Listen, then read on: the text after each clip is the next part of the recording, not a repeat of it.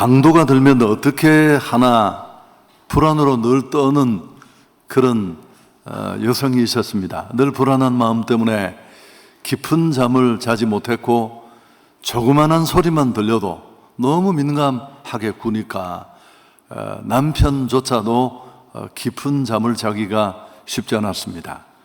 드디어 어느 날 밤 자다가 집안에 이상한 소리가 나는 것을 듣고 남편이 황급하게 아래층으로 내려갔습니다. 정말로 강도가 들어온 겁니다. 그 남편은 강도를 향해 정중하게 부탁을 했다고 합니다. 안녕하십니까? 만나서 정말 반갑습니다. 위층에 올라가서 내 아내를 좀 만나 주십시오. 10년째 당신을 기다리고 있습니다. 그렇게 얘기를 했다고 합니다. 여러분, 특별하게 불안에 민감한 사람들도 있지만 대부분 우리는 불안의 정서나 감정을 느끼고 살아갑니다. 인간은 누구도 불안으로부터 자유하지 못한다. 지난 시간에 제가 이 에릭슨의 얘기를 들려드렸습니다마는 불안은 우리를 불편하게 하고 또 피하고 싶은 그런 정서입니다마는 또 한편으로는 나를 이롭게 하는 중요한 정보로 전환될 수 있습니다. 그래서 불안을 부정적으로 바라보는 그런 시각이 오늘 좀 바뀌었으면 합니다. 우리 뇌는 신경가소성이라는 그런 기능을 가지고 있다고 합니다. 이번에 책을 읽으면서 알게 됐는데요, 주위 환경에 아주 민감하게 대응하고 적응하는 능력을 신경가소성이라고 한답니다. 이게 고정된 게 아니고 뇌가 적응성이 높다는 사실을 가만히 곱씹어 보면 사실은 어떤 충격이나 스트레스는 필수적이라고 합니다. 어떤 불안이나 스트레스도 없으면 우리 뇌는 어떻게 될까요? 마치 돛담배를 움직이는 것은 그 돛에 부딪히는 바람인데 바람이 없으면 배는 움직일 수 없습니다. 뇌나 신체가 죽지 않고 계속 기능하고 성장하기 위해서는 무언가 외부에서 오는 충격과 힘이 필요하다는 겁니다. 너무 세면 배는 침몰하겠지만 반대로 전혀 없다면 뇌나 신체는 정체된다고 합니다. 바람이 불지 않는 돛담배처럼. 마치 우리가 최근에 생각하고 있는 불안이라는 감정도 그런 것입니다. 오늘 좀 불안의 쓸모에 대해서 얘기를 하고 싶습니다. 불안 그 자체는 크든 작든 또 좋은 불안이든 나쁜 불안이든 우리를 힘들게 합니다만은, 그렇지만 우리가 이 정서를 어떻게 대응하느냐에 따라서 모든 일이 그렇듯이 결과는 전혀 달라질 수 있습니다. 바람직하게 적절히 잘 대응하면 굉장히 생각지 못했던 결과를 만들 수 있습니다. 물론 뒤에 또 말씀드리겠지만 이건 저절로 되는 게 아니라 부딪히면서 맞서면서 의도적으로 우리가 행동할 때 이런 결과에 이를 수 있습니다. 오늘 목회 서신의 한 구절을 우리가 읽었습니다마는 사실은 바울 사도가 젊은 목회자 디모데에게 목회를 코칭하는 그런 내용이 이 디모데서의 내용입니다. 여기 3절 이하에 보면 혼인을 금하고 어떤 식물을 먹지 말라. 이게 그 당시에 배교자들이 거짓으로 성도들을 꼬이는 말이었습니다. 너희 결혼하지 마라. 그리고 이런 음식은 먹지 않는 게 좋다. 이런 상황에 교회가 늘리고 성도들이 불편해질 수 있잖아요. 그런데 바울은 목회자 디모데를 향해 모든 것이 선하다. 하나님이 허락하신 것 감사함으로 받으면 문제될 게 하나도 없다. 그래서 결혼도 또 음식도 하나님이 필요하고 누리도록 주신 것이니까 그렇게 받아 누리면 된다. 여러분, 저는 이 불안의 감정, 정서도 그렇게 좀 다루었으면 좋겠다. 그 영역에 포함된다고 생각합니다. 우리는 사람이고 생존하는 동안에 우리가 불안의 강도를 줄이고 방향을 좋은 불안으로 바꾸고 전환할 수 있고, 또 불편하고 힘들지만 그 불안을 통해 더 나은 결과로 나를 이끌어갈 수 있지만 불안으로부터 탈출하는 건 쉽지 않아요. 불가능한 일입니다. 그래서 이 불안의 정서도 잘 받아서 보듬고 우리가 또 긍정적인 방향으로 이끌어가는 것이 필요하다, 그런 말씀입니다. 그러면서 5절에 하나님의 말씀과 기도로 거룩하여진다, 이 단락의 결론적인 내용입니다. 그래서 이게 해석이 좀 쉽지 않은 구절인데, 하나님의 말씀은 사람으로 하여금 하나님이 주신 것들을 우리가 어떻게 할 수 없다라는 것을 알게 한다는 겁니다. 결혼이나 또 어떤 음식, 그리고 사람의 말, 기도는 그 선물을 인정하고 또 그 위에 복 주시기를 기원하는 마음으로 우리가 잘 그런 것들을 활용할 수 있다, 이런 개념으로 받으면 되겠습니다. 성화의 과정은, 변화의 과정은 항상 이 두 가지 축이 물려 있습니다. 하나님 말씀이 근거를 제시하고 또 우리에게 해석을 주고, 결국 우리는 또 기도하면서 하나님이 주신 것들을 잘 사용하고 긍정적으로 이끌어갈 수 있는 그런 길입니다. 존 스토트가 이걸 잘 정리했는데, 하나님의 창조적인 말씀과 우리의 감사 기도는 우리로 하여금 그것을 사용할 수 있도록 거룩하게 한다. 불안도 그랬으면 좋겠습니다. 지난 주간 첫 시간에 불안이 과연 무엇인가? 누구에게나 일상적으로 일어나는 감정이고 힘들고 아프지만 또 괴로울 때도 많지만, 또 어떤 사람은 심각한 병에 노출될 수 있지만 그러나 긍정적인 면도 있다. 제가 이 불안 설교를 시리즈로 준비하면서 우리 교회를 떠나 다른 교회에 있는 교역자들까지 다 고민을 같이 하면서 불안하면서 책을 추천 많이 해주셨어요. 참 책 읽는다고 시간이 다 갔는데, 이 키에르케고르라는 철학자가 불안의 개념이라는 책인데 추천을 해주었는데, 제가 이 챕터만 빠르게 읽었습니다만은, 키에르케고르는 정신이 있으니 불안도 있다. 300년 전, 200~300년 전의 얘기예요. 여러분, 굉장히 충격적인 실존 철학의 입장입니다. 불안을 대하는. 지금처럼 많이 다루어질 때도 아닐 텐데 정신이 껴 있으니까 불안도 느낀다는 겁니다. 다시 말하면 정신이 더 잘 각성되어 있을수록 불안도 더 많이 느낀다. 그래서 싸워야 될 대상도 많고 남이 보지 못하는 것을 보는 그런 깬 정신이 불안을 만든다. 그래서 누군가 선구자 앞서가는 사람들은 우리가 이해할 수 없는 행위를 하는 것, 또 그런 그의 선각자의 이해할 수 없는 행위를 보면서 대중이 오해하는 것, 이 모든 것들이 바로 여기서 나온다. 이해가 되셨죠?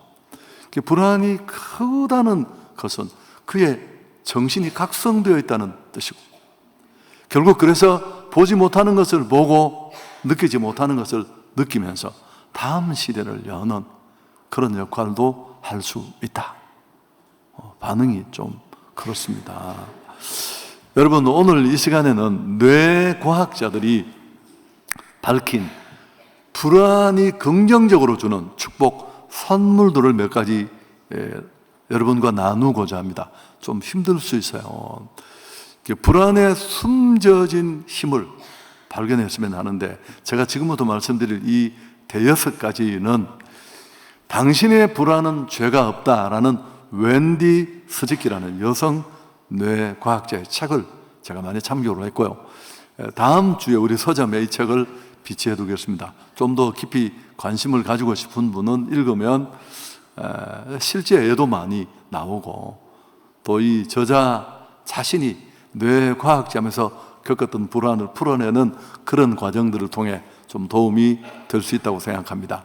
첫 번째, 불안은 우리에게 피해만 주고 우리를 아프게 하고 무너지게 하는 그런 감정이 아니라, 잘 다루면 첫 번째 주는 유익이 뭐냐면 회복 탄력성이라는 겁니다. 여러분, 이건 우리가 어떤 시련과 문제를 만났을 때 적응하고 회복하는 능력을 일컫습니다. 무슨 어려움, 실망, 모욕, 이런 고통 속에 그 상황을 견뎌내는데 꼭 필요한 것입니다. 누구는 잘 견디고 누구는 견디지 못하는 사람도 있잖아요. 불안의 요인을 온전히 피할 수는 없지만 우리는 그 불안을 잘 극복하고 긍정적으로 풀어내면서 이런 회복 탄력성을 키울 수 있다고 합니다. 그러니까 이 불안에 던져지고 직면한 상태 속에 무엇이 필요하고 또 어떤 도움이 필요하고 누구의 도움이 필요할지를 알아가면서 키워집니다. 뭐 음식이나 스포츠, 또 즐거움을 누리는 일도 회복 탄력성을 키울 수 있고, 도전을 통해 자신감을 키울 때도 역시 회복 탄력성은 늘어난다고 합니다. 잘 먹고 잘 자는 것, 운동하는 것도 필요하고요. 여러분, 근본적으로 우리 뇌는 또 신체는 적응하도록 그렇게 하나님이 만들어 놓으셨다고 합니다. 딱 고정되는 게 아니고 굉장히 민감하게, 불안은 회복 탄력성을 채우는데 또 만드는데 결정적인 도움을 준다고 하는데, 이 말을 좀 뒤집어 보면 우리 뇌는 불안을 만나고 우리 신체는 또 위기를 만나고 스트레스를 받으면 이걸 적응하는 과정에 민감하게 상황을 통해 바꾸고 적응하고 개선되고 또 이런 탄력성이 커질 수 있는데, 뒤집으면 도전도 스트레스도 어려움도 없다. 그러면 어떻게 될까요? 회복 탄력성은 꽝입니다. 매일의 불안과 스트레스를 내가 전생애 동안에 어떻게 다루느냐에 따라서 만들어진 결과가 회복 탄력성이라고 합니다. 누구는 강도가 강하고 누구는 강도가 작고, 이 웬디 스리키, 이 여성 뇌과학자 책을 쓴 분의 자기 얘기를 하는데, 아버지가 돌아가셨습니다. 충격이 큰데 그 오빠 한 분이 계신데 중국 상하이에서 이제 51살밖에 되지 않는 아주 정력적으로 일하는 그런 사업가였는데 갑자기 심장마비로 사망을 합니다. 굉장히 이 연이은 사건에 충격을 받고 흔들리자 그는 뉴욕에 계시는 어머니를 찾아가서 일주일을 함께 시간을 보내면서 이 충격을 나누고 점차 안정을 찾습니다. 그리고 아침에 체육관에 나가서 막 땀을 흘리면서 이 문제를 풀어내고 정상의 삶으로 돌아옵니다. 뒤에 이 운동 얘기도 하겠는데, 저도 이번에 놀랐는데, 여러분, 운동이 그렇게 우리 뇌와 신체를 바꾼대요. 재편한답니다. 그래서 이분이 무슨 책을 썼느냐 하면 그냥 참조만 하십시오. 그 체육관으로 간 뇌과학자, 뭐 이런 책이 많아요. 뇌의 신발, 정말 그런 책도 있고, 제가 이번에 참조를 했는데, 그래서 그가 이런 책에서 이런 일을 극복할 수 있었던 것은 자기 안에 있는 회복 탄력성 때문이다. 이건 그때 만들어진 게 아니라 그 이전에 불안이나 스트레스를 경험하면서 그의 몸속에 차곡차곡 연습되고 배워진 것들입니다. 여러분, 뒤에 또 말하겠지만 도망가면 안 되는 거예요. 불안이라는 감정을 피하거나 대면하지 않고 달아나면 우리는 타격만 받지 아무것도 남지 않습니다. 두 번째는 몰입 경험입니다. 몰입. 1만 시간의 법칙, 한때 유행했습니다. 여러분, 뭘 하든지 악기를 하든 요리를 하든 무슨 외국어를 배우든 1만 시간 정도는 축적이 돼야지 전문가 수준에 이른다라는 이 아웃라이어라는 책에 소개되면서 이 법칙은 알려졌고, 저도 설교 시간에 한두 번 얘기를 한 것 같은데, 최근에 학자들은 터무니없다. 사람이 어떤 분야의 전문가가 되는데 그 단 연습이라는 한 가지만으로, 그 시간의 축적만으로 모든 문제를 해결하고 최상의 능력을 갖는 것, 그건 있을 수 없다. 재능, 여러 가지 등이 필요하다라는 게 정설이라고 합니다. 근데 오히려 만일 어떤 것 한 가지를 말한다면 그건 몰입. 여러분, 참 책도 읽을 게 많아요. 몰입의 개념도 미하이, 칙센터 미하이의 몰입, 90년도에 나온 몰입, 97년에 나온 몰입의 즐거움, 이런 거 여러분 이렇게 무슨 밀리에서 이제 특정 제품을 선전해도 목사는 되잖아요. 그런 걸 이렇게 구독하시면 다 뒤에 있는 책은 올라 있으니까 한번 여러분 이렇게 싹 빠르게 읽어볼 수도 있습니다만, 근데 이 몰입이 오히려 한 가지 요인을 찾는다면 어떤 정상에서든지 굉장히 영향을 미치는데, 몰입이 활성화되려면 우리 안에 있는 이 불안을 숨기지 말아야 한대요. 밖으로 끄집어내 놓고 각성과 도전을 통해 불안과 맞서면서 자신을 세워 일으켜야 한다고 합니다. 여러분, 불안이 일반적으로 우리의 실력 발휘를 떨어뜨린다고 우리는 알고 있습니다. 뭐 상식이죠. 연설을 하든지 연주회를 하든지 농구 시합을 하든지 너무 벌벌벌 떨고 불안하면 원래 실력을 발휘하지 못합니다. 제가 아는 한 분은 우황청심환도 먹고 또 이렇게 무슨 그걸 파는 한약방이 있더라고요. 그걸 한 병 이렇게 마시면 최근에 문을 닫았다고 원통해 하던데, 그럼 좀 마음이 덜 떨린대요. 근데 이건 우리가 다 아는 내용이에요. 근데 연구 결과는 사뭇 다릅니다. 사람이 민감하게 불안을 느끼면 그 불안 때문에 각성 상태가 된대요. 그럼 그 각성 상태는 우리를 힘들게 하지만 그 각성 상태가 만드는 주의 집중력이 상당하대요. 그 집중력으로 자기 능력을 향상시키고 몰입의 경지까지 가는데, 그렇게 못 가도 그 가까이까지 가는 이 집중력이 굉장히 결과를 다르게 할 수 있다고 합니다. 사실 우리가 일반적으로 긴장이나 어느 정도의 스트레스는 무슨 일을 하든지 도움이 된다, 그것도 상식적으로 알고 있는 내용입니다만, 이 책에 보면 긴장감은 왜 도움이 되느냐 하면 지금 내가 얼마나 중요한 일을 하고 있는지, 그리고 내가 하는 일이 얼마나 가치 있고 의미 있는 일인지를 다시 상기시켜 준다는 거예요. 요거 제가 이해하는 데 도움이 됐습니다. 이 불안이라는 설교를 제가 하면서 진짜 불안했거든요. 첫 번째 설교를 끝내고도 그렇지만, 그러면서 제가 어떤 생각을 하겠습니까? 그래, 이게 수천 명이 우리 성도가 듣는데, 이런 감정을 다 가지고 있는데, 누군가는 괜히 말이야, 불안인 줄 자기는 몰랐는데, 목사님 설교 듣고 불안해졌다고, 이런 사람도 있을 수 있겠다, 뭐 이런 생각을 하니까 정신이 더, 책을 보는데 눈이 빠지려고 하는데 또 제가 멈출 수 있나요? 좀 정리가 돼야 내가 같이 공부하면서 여러분과 고민을 나눌 수 있는데, 그 집중력이 없지만 약간 몰입 가까이 가져가는 그런 역할을 긴장이나 불안이 만들어낸다라는 겁니다. 근데 이렇게 몰입으로 가는 과정에 이제 이것도 좀 추가적인 발언일 수 있는데, 얘기할 수 있는데, 발전이 기여를 하면 훨씬 더 몰입이 깊어진대요. 잘하고 싶다, 더 발전하고 싶다. 저는 실력은 없는데 또 그런 게 있거든요. 하나님 정말 잘하고 싶습니다, 좀 더 분명하게 하고 싶습니다. 이런 게 함께 개입이 되면 이 발전을 갈구하는 욕구가 우리 보상신경에 있는 네트워크를 다 적용하고 활성화시켜서 훨씬 더 강한 몰입의 상태로 만들어 간다고 합니다. 지금 몰입이 잘 안 되는 분들도 계신 것 같아요. 세 번째는 마인드셋이라는 건데, 그 좀 우리에게 익숙하지 않은 단어인데, 자신의 역량에 대해서 자기 스스로 가지고 있는 신념을 말합니다. 자기 확신, 자기 신념, 이건 굉장히 중요합니다.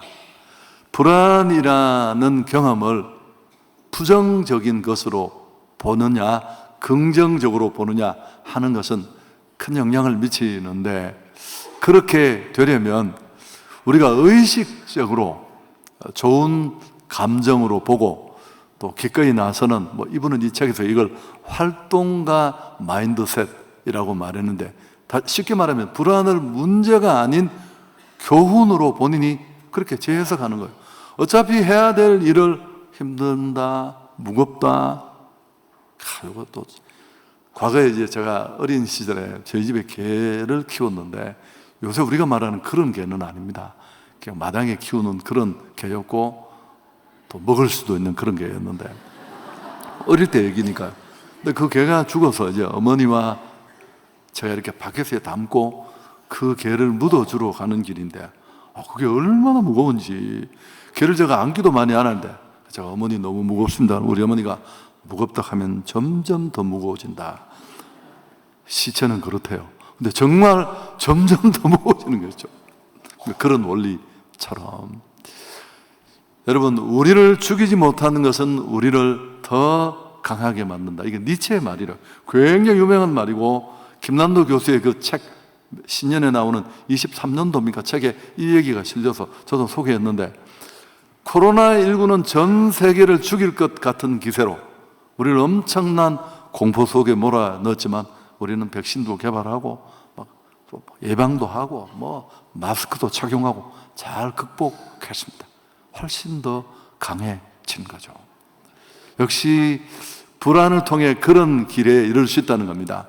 이런 활동가적인 신념을 가지고 있는 사람은, 자기 확신을 가진 사람은 앞길이 딱 막히고 또 불안해지면 거기서 주저앉거나 도망가는 게 아니라 그 막다른 길에 돌아서서 또 다른 길을 찾는다는 겁니다. 그러면서 조금씩 자기 안에 이런 긍정적인 개념을 만들어가는 겁니다. 제가 과거에 읽었던 책을 통해서 보면 우리 몸에는 30-40분 정도의 그 비디오 테이프가 들어있대요. 그 내용은 내가 어떤 사람인가를 내가 바라보는 정보입니다. 사실은 저는 청년기에 예수님을 만나 천국 가고 구원받고 또 제가 해야 할 일을 찾은 것도 큰일이지만 나를 바라보는 자세가 많이 달라졌다는 것, 조금 믿고 신뢰할 수 있는, 누가 나를 알아주기 전에. 그래서 이건 불안한 감정을 대면하면서 조금씩 자기 삶 속에 만들어지는 겁니다. 그래서 같은 상황이라도 그걸 다르게 바라보는 것을, 이것도 이번에 공부하면서 이 단어를 알았습니다만은 인지적 유연성이라고 한답니다. 이 웬디 스즈키가 책을 출간하려고 원고를 출판사에 보내는데 퇴짜를 맡은 겁니다. 그때 그는 좌절한 게 아니고 승리라고 생각했습니다. 더 좋은 출판사에서 더 좋은 기회가 오겠구나. 또 제가 제 일이 생각났습니다. 저는 담임 목사가 되고 싶었는데 담임 목사가 되려고 이렇게 설교하는 걸 선 본다고 하는데 8번을 떨어졌습니다. 여러분, 남이 떨어지는 거 80번 떨어진들 이게 무슨 상관이 있겠습니까? 다른 집 아이들 군대 가는 거 2번 물어보니까 벌써 제대했다 그러더라고요. 자기 아들은 첫 휴가도 안 오는데 그게 남의 일이에요. 정말 저는 죽을 것 같았습니다. 여러분, 그리고 제가 매번 실패하는 그 모습을 지켜보는 제 아내의 그 초조함도 저를 견디지 못하겠고, 그러다가 9번째, 10번째 2개가 또 같이 되어서 2개에서 다 오라고 난리를 쳐서 제가 더 죽을 뻔했고, 여러분, 제가 8번을 떨어졌을 때 컴컴한 밤에서 울면서 뭐라고 했을 거예요? 당신들 후회할 거라고. 나를 지도자로 선택하지 않은 거, 언젠가 기도가 부족했다는 거 후회할 거라고. 여러분, 시간이 많이 흐르고 난 다음에 그 8교회 중에 2교회가 저를 헌신 예배에 불러서 담임 목사님 없을 때 그 얘기를 하더라고요. 저희들 너무 후회한다고. 내가 그냥 통과. 지루할까 봐 그냥 알려드린 말씀이고요. 자, 3번째는 집중력입니다. 집중력. 불안이 주의력을 방해하고 업무 집중력을 떨어뜨린다는 거 우리가 알고 있습니다. 그런데 또 다른 연구에 의하면 과도하게 민감하게 불안을 느끼는 사람들, 그걸 범불안 장애라고 합니다. 일상의 일을 할 수 없을 만큼 불안을 심각하게 겪는 걸, 이게 병이거든요. 범불안 장애인데, 이 범불안 장애 과정까지 간 사람들은 일종의 과몰입 현상도 같이 가진대요. 높은 불안은 위험에 대해서 평가를 높게 하기 때문에 그걸 해결하려고 하면 또 과몰입하는 그런 반응도 보인다는 것을 알게 되었습니다. 그래서 실제든 이게 상상이든 위험 요소에 대해 더 크게 반응하고 더 많이 노력하는 겁니다. 그래서 번불안 장애 높은 사람들을 불러서 고강도 인지 부하가 걸리는 그런 과제를 줬대요. 뭐 예를 들면 1부터 100까지를 30 거꾸로 세는 겁니다. 197 이렇게 빼면서 굉장히 복잡하잖아요. 이런 걸 시켜보니까 훨씬 불안을 작게 느끼는 사람보다 훨씬 집중해서 잘 한다는 것을 알게 되었습니다. 그래서 여러분, 이 실험이 주는 그 결과를 조금 뒤집어서 우리에게 적용을 해보면, 정리를 해보면, 스트레스나 자극이 없을 때 편안할 때 잘 되는 것처럼 보이지만 오히려 걱정이 많아지고 산만해질 수 있습니다. 불안은 불편한 감정인데 이것 때문에 주의력이 극대화되고 또 업무나 마감 시간을 맞추려고 막 없는 것까지 짜내서 더 집중하고, 궁극적으로 본인은 참 불편하고 힘들었지만 나중에 데이터를 보면 훨씬 더 결과가 낮고 생산성이 높은, 여기 이제 예를 드는데 한 사람의 사업가에게 어떻게 이렇게 크게 성공했느냐고 물었더니만 어떤 일이라도 걱정하고 고민하는 자신의 이 강박관념적인 성향이 나를 성공으로 이끌었다. 여러분, 이렇게 말했습니다. 전 불안을 받아들이면서 훨씬 더 효과적으로 일하는 창업가가 될 수 있었습니다. 이것도 제 생각이 났습니다. 여러분, 제가 MBTI INFJ입니다. 연세 많으신 분들은 그게 뭔가 집에 가서 찾아보시고 해보시면 되는데요. 여러분, 이 인프제는 진짜 별난 사람들입니다. 3%밖에 되지 않는 굉장히 민감하고 또 창의적이기도 하고 생각이 너무 독특하고, 제가 그 인프제 설명을 듣는데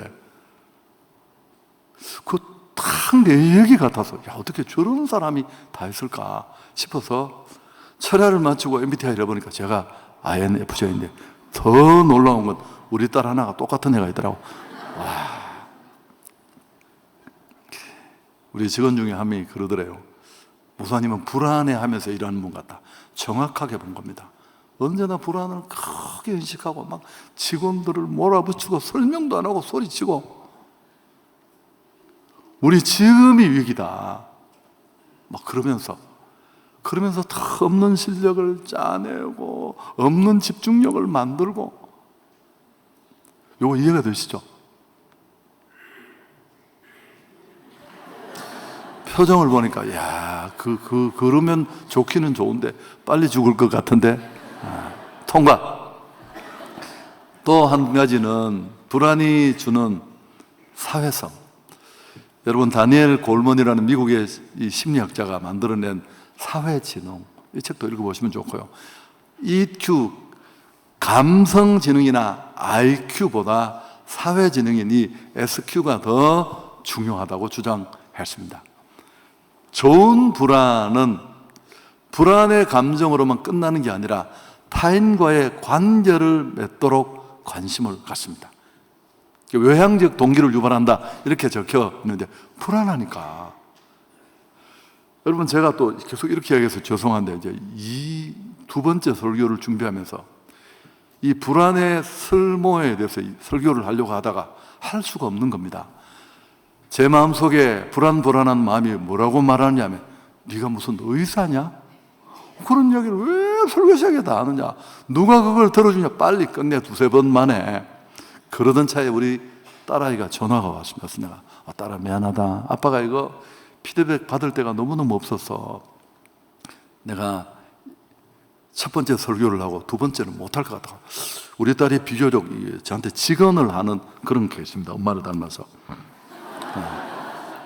아빠 자기는 도움이 됐고 뭐 대부분 사람들이 그런 감정이 있는데 도움이 되지 않았을까요? 그래서 내가 두 번째 시간에 원래 이게 없었는데 불안이 긍정적인 면이 많아서 하려고 한다. 여러분, 제가 왜 물어봤을까요? 불안하니까. 자신이 생겼으면 물었을까요? 아니요. 여러분, 그래서 불안을 우리가 잘 대응하고 긍정적으로 부딪히면 사회성이 늘어난다는 겁니다. 실제 얘기가 나와요. 농구 선수 하나가 결과가 좋지 않고 계속 어려워지니까 코치를 찾아갑니다. 내가 문제가 뭐가 있느냐. 코치가 조언을 해주고, 막 실력이 상위를 찍는 친구가 거들먹거리면 누구도 도움받을 수 없고 혼자 되기 쉬운데, 다른 사람과 연대하게 되고 그 조언을 경청하게 하고, 그러면서 그 불안한 감정이 오히려 사회성을 만들고, 앞에 말했던 웬디 스즈키가 아버지의 죽음과 오빠의 갑작스러운 사망을 접했을 때 뉴욕의 어머니에게 달려간 것, 어머니에게도 필요했지만 웬디 스즈키가 자기 마음을 회복하는 데도 필요했던 감정이라, 충분히 이해가 되시죠? 그래서 내면의 불안을 밖으로 드러내면서 관계를 만들고, 여러분, 저는 또 교회 공동체가 생각이 났습니다. 멀리 유학 간 자식 성공해서 미국에 무슨 장관을 한다고 해도 급하면 못 오잖아요. 전화 한 통밖에 할 수 없을 텐데, 다락에 있는 좋은 그런 공동체 구성원들끼리 또 관계는 이런 문제에 도움이 될 수 있습니다. 마지막 한 가지는 창의성, 이제 끝입니다. 그래도 일부보다 잘 따라오시네요. 창의성인데, 창의성은 타고난 재능으로 생각하지만 사실은 두뇌의 굉장히 근본적인 능력이고, 문제를 맞닥뜨렸을 때 새로운 방식으로 일할 때, 그때 창의성이 발동을 한대요. 언제요? 문제를 만났을 때, 그 대안을 찾는 과정에, 또 그 방법으로 해결이 안 될 때 또 다른 방법을 채택할 때, 그때 우리 창의성이 드러나고 빛을 발하고 다듬어진다는 겁니다. 여러분, 나쁜 불안은 당연히 창의성을 갉아먹지만 좋은 불안은 창의성의 연료가 된다고 합니다. 스트레스, 고통, 불안, 불편을 받으니까 이 부정적인 감정은 창작을 만드는 데 귀중한 원석이 될 수 있습니다. 사실은 예술가, 저도 많이 만났는데요, 저희 성도님 중에 계신 분들 중에 화가, 이런 아주 독특하게 인정받는 그 작품 세계를 가진 어떤 장르의 사람들 만나보면 굉장히 독특한 사람들입니다. 그런 것과 불안과 스트레스가 결국 해결책을 찾으려고 스스로를 계속 닥달하는 거예요. 그러는 과정에 다른 환경을 부딪히면서 고통, 좌절, 불안을 극복하는 과정에 창의성의 불이 지펴진다. 여러분, 너무 아름답지 않습니까?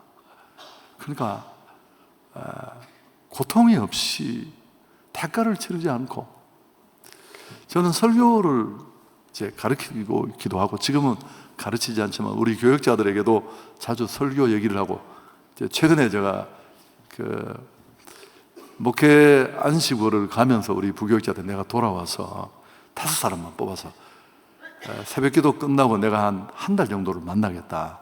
정말 내가 평생 고민했던 설교 얘기를 여러분과 나누고 싶다. 도와주고 싶은 거죠. 그게 안 되면 어려우니까. 그러면서 꼭 하는 말이, 설교는 진짜 인생을 걸만한 가치가 있는 일이다. 너무 매주 한다는 게, 여러분, 어느 연예인이 매주일마다 이렇게 수천 명을 모아놓고 35분씩 자기 얘기를 하는 사람이 도대체 누가 있어요? 작가도 이렇게 글을 쓰진 않고 가수도 이렇게 자주 노래를 부르진 않아요. 근데 그게 그냥 가요 한 곡 듣고 와, 눈물 나더라, 이게 아니라 인생이 바꾸고, 자살을 시도하는 사람이 그 의지를 꺾고 삶이 바뀌고, 그런 걸 알면 더 나은 상황으로 가겠죠. 자, 우리의 이제 집중력은 한계에 왔습니다. 마치려고 합니다. 정리합니다. 불안은 그 불안 자체보다는 반응이 문제입니다. 예전과는 다른 관계를 맺었으면 합니다. 왜? 이걸 우리가 이별할 수 있는 감정이 아니에요. 정서가 아니니까. 또 나쁜 면만 있는 게 아닙니다. 적절한 수위를 유지하면서 잘 우리가 풀어내고 대응하면 다른 결과를 만들 수 있습니다. 여러분, 오늘 정말 적용하면서 드리고 싶은 말씀은 앞에도 말했지만 회피하시면 안 돼요. 도망가시면 안 돼요. 이건 최악을 낳습니다. 실컷 얻어 터지고 아무것도 남지 않는, 그리고 다시는 설 수 없습니다. 문제를 만나고 불안하면 에람 모르겠다 도망가 버리는,